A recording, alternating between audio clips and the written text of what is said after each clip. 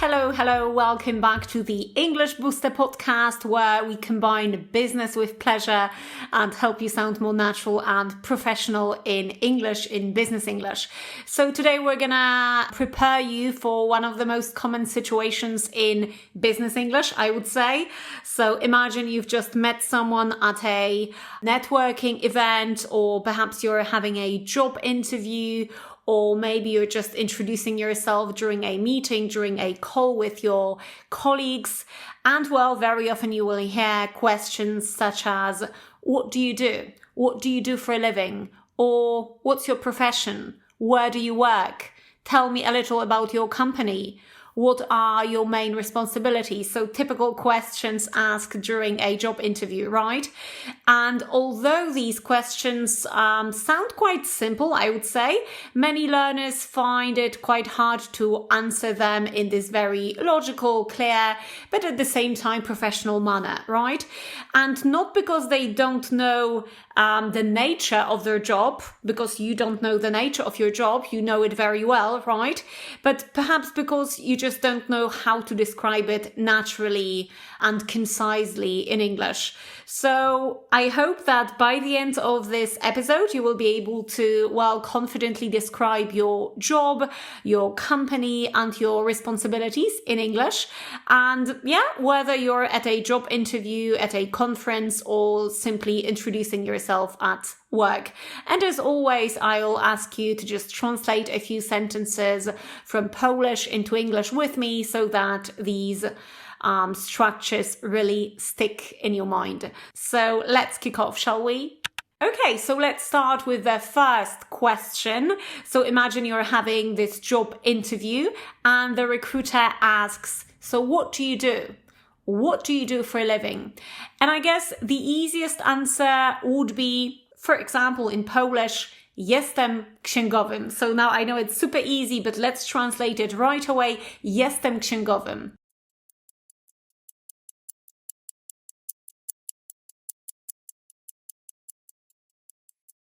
And obviously, that's simply, I am an accountant. I'm an accountant.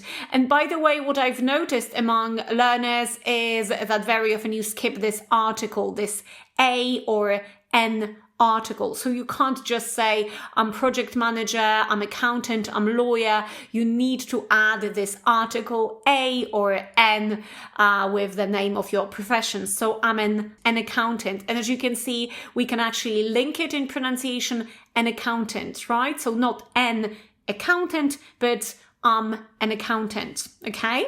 Or let's translate the following sentence. Pracuję jako specjalista do spraw marketingu. Go ahead.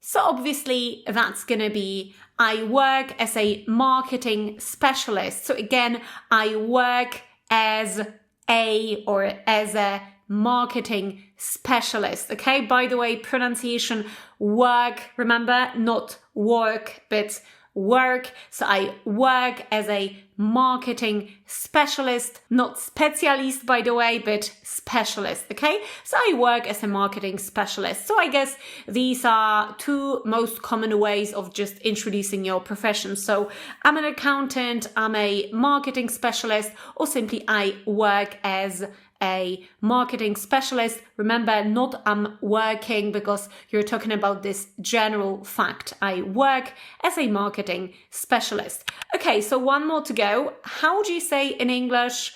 Obecnie, aktualnie pracuję jako kierownik projektu, jako project manager. Obecnie, aktualnie pracuję jako project manager. Go ahead.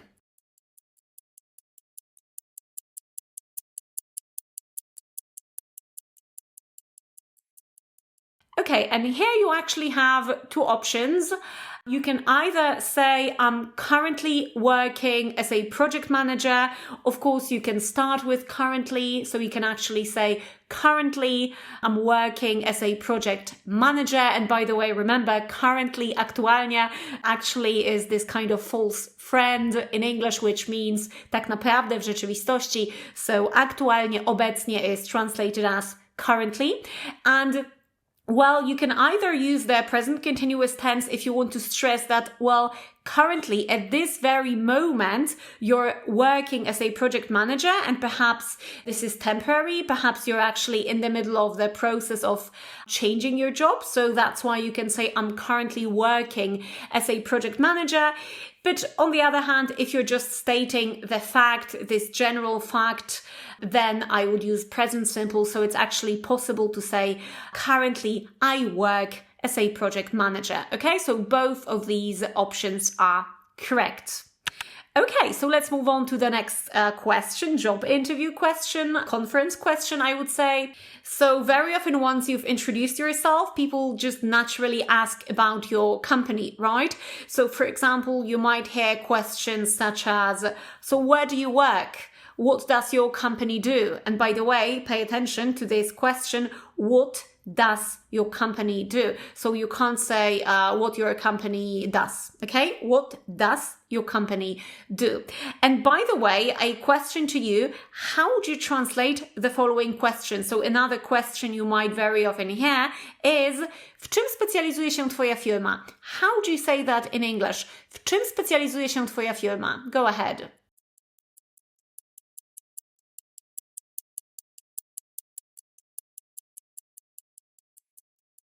Okay, so that would simply be, what does your company specialize in? So first of all, don't forget about this operator in the present simple tense. Okay, so we need to add this does. Very often people skip it and they say what your company specializes, right?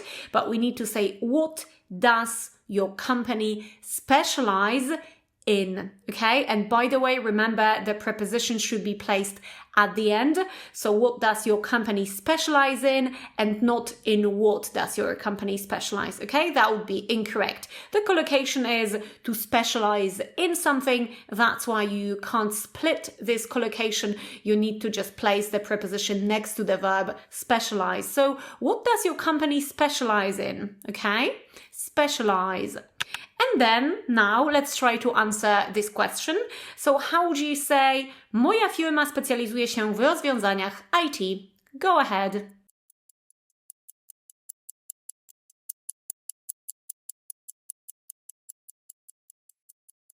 So the answer would be, well, my company specializes in IT solutions.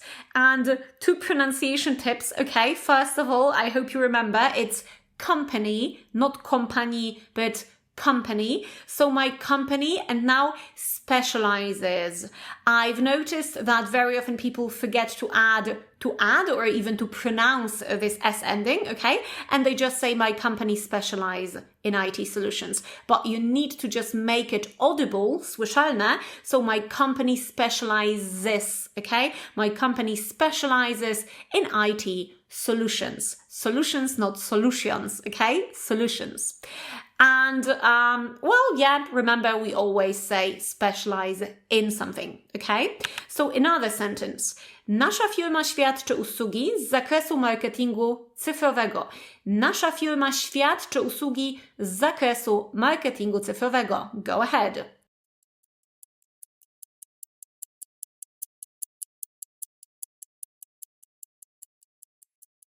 Okay, I know, a long sentence, right?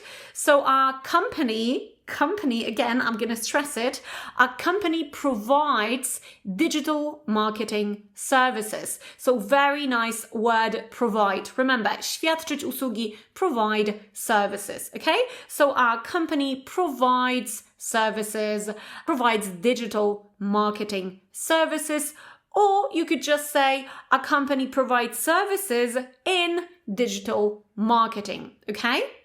And of course you could add services in the scope of, bo tutaj po polsku mamy świadczy usługi z zakresu, w zakresie. So you could say our company provides services in the scope of, or in the area of, let's say, digital marketing. But I suppose the shorter the sentence, the better, right? So we can just say our company provides digital marketing services. Provide services. Try to memorize this collocation. It's going to be very useful for you when talking about your company. Okay, so let's translate one more sentence. Nasza firma działa na 5 rynkach zagranicznych. Nasza firma działa na 5 rynkach zagranicznych.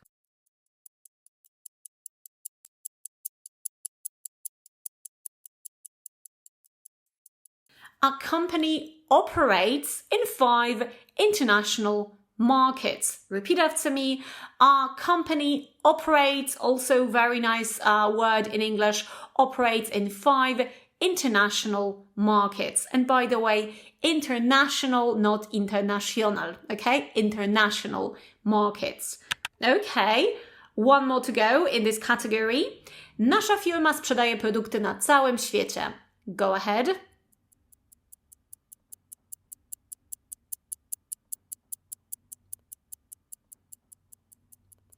Our company sells its products all over the world or worldwide. Okay, so 2 words here, all over the world or worldwide. Okay, our company sells its products all over the world or worldwide. Na całym świecie.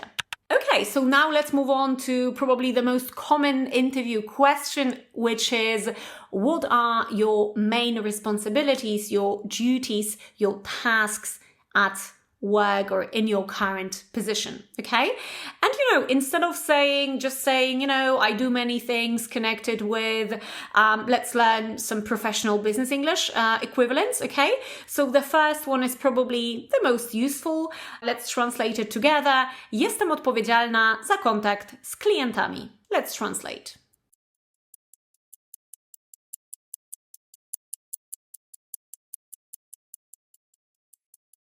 And obviously the answer, I'm responsible for communicating with clients, or I'm responsible for contacting the clients. By the way, remember, kontaktować się z klientami. In English, there is no preposition, so you can't say contact with the clients. It's just contact the clients. So I'm responsible for communicating with clients, or I'm responsible for contacting the clients. Okay? And note, remember that after prepositions, po przyimkach, the verb always takes this ing ending, okay? So I'm responsible for projects, for example, but I'm responsible for communicating with clients, for doing something, okay? So ing ending after the preposition for, if you're using this verb, okay? After that.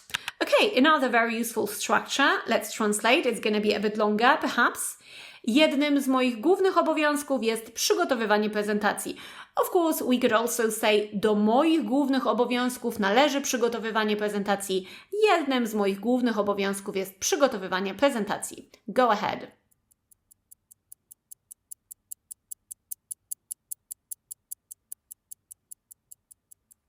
Okay, so one of my main, or even better, key responsibilities, of my key duties is preparing presentations, or another option, one of my key responsibilities is to. Okay, so you can either say is preparing presentation or is to prepare presentations. Both options are correct. Okay, another one. Ready? Zajmuję się negocjowaniem cen z dostawcami. Go ahead.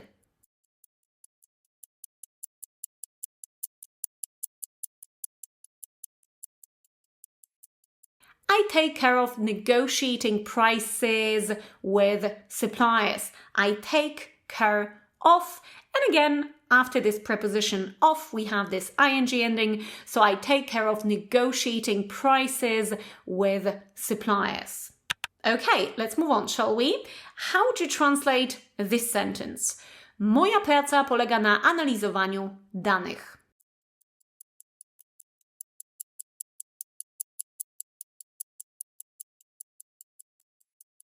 And now we've got a very nice verb here. I suppose most people don't really associate this verb with the Polish verb polegać na. So that would simply be, my job consists of analyzing data, okay? So you might probably know the verb consist of something as składać się z czegoś, czyli pewnie jakbym wam powiedziała, moja praca składa się z czegoś, then this verb consist of something would come to your mind, but then if you hear polega na, then you might not really associate polega na with consist of, therefore it's worth memorizing, okay, that whenever you want to say moja praca polega na, ten projekt polega na, then you can use this collocation consist of. So my job consists of analyzing data, and again we have this of preposition followed by this verb with an ing ending, right? So my job consists of analyzing data. Or, by the way, you could also say my job involves analyzing data. Here there is no preposition, so just involves analyzing data. Okay, are you with me? So let's continue, shall we? Współpracuję blisko z działem sprzedaży. Go ahead.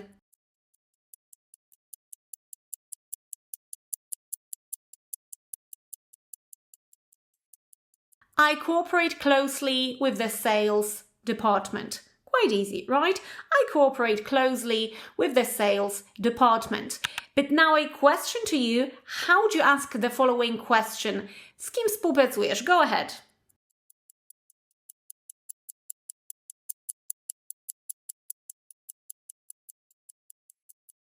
Okay, so the answer, who do you cooperate with? Who do you cooperate with? So as you can see, you can't say with who, okay? Do you cooperate? Again, preposition at the end, like what does your company specialize in? Same here, who do you cooperate with? Okay, another one. Obecnie pracuję nad nowym projektem związanym z AI. Go ahead.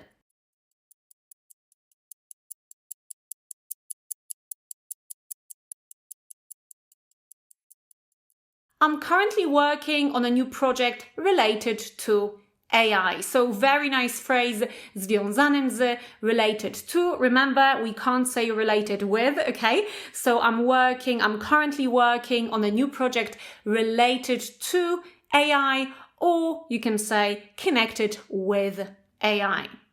Okay, a few more to go. Ready? Na co dzień zajmuję się reklamacjami klientów. Go ahead.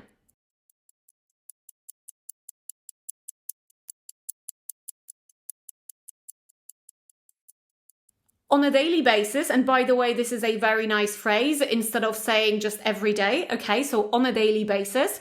On a daily basis, I deal with customer complaints. So very nice collocation, phrasal verb, deal with something. Czyli zajmować się czymś, dosłownie mieć do czynienia, okay? So on a daily basis, I deal with customer complaints. And by the way, you could also say, on a daily basis, I handle customer complaints. So deal with complaints, but handle complaints, no preposition here. Okay, another one. Każdego dnia mam za zadanie przygotować szkic umowy. Każdego dnia mam za zadanie przygotować szkic umowy.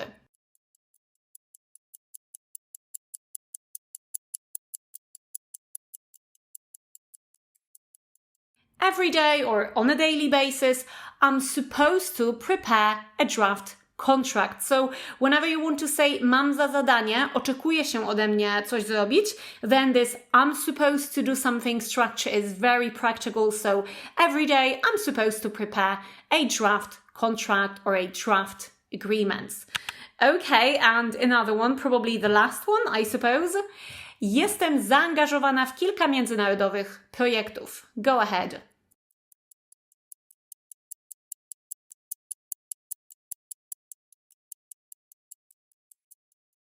The answer, I'm involved in several international projects. Repeat after me. I'm involved in several international projects. And I'm involved in, this expression is really great for job interviews instead of just saying I work on something. So it's much better to just say I'm involved in some project. Okay? Another sentence, so a lot of sentences, useful sentences. Raportuję bezpośrednio do działu sprzedaży. Go ahead.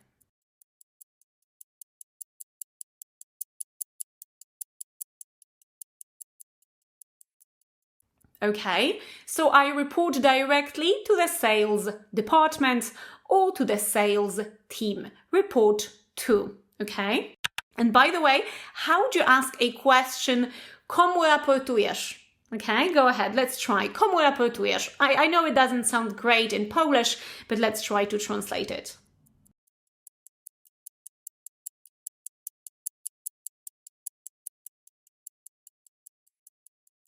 And that would simply be, who do you report to?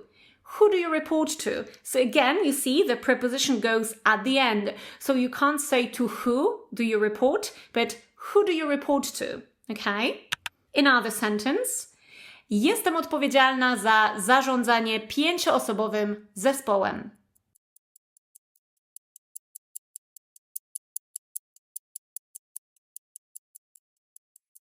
I'm responsible for managing a team of 5 people, czyli 5-osobowy zespół, a team of 5 people. Okay, so now let's put everything we've learned today into one, let's say, natural answer that you could create during a job interview. So imagine you're at a job interview and the interviewer asks, could you tell me a little about your job, about what you do? And here is one possible answer. By the way, you can repeat after me, sentence by sentence. I'm gonna just give you some time to repeat after me, okay? So the answer would be, well, I'm currently working as a project manager in an IT company. Repeat.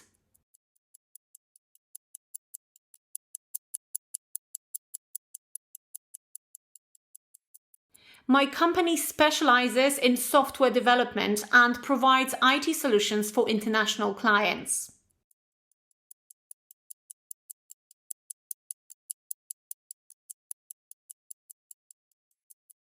I'm responsible for coordinating projects and communicating with clients on a daily basis.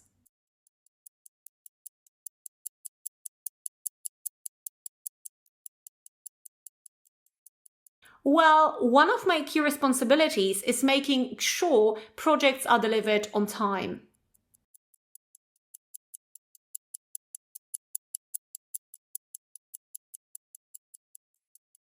I also work closely with our sales and development teams.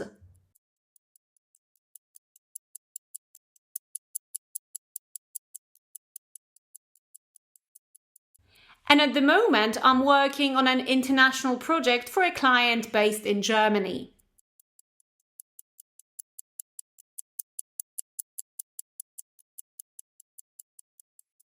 So of course, your answer will look completely different, right? Maybe you're an accountant or a lawyer, or perhaps you work in HR, but well, the structures will stay exactly the same. So now I've got a little homework task for you. So imagine I'm asking you, so what's your job? What do you do for a living?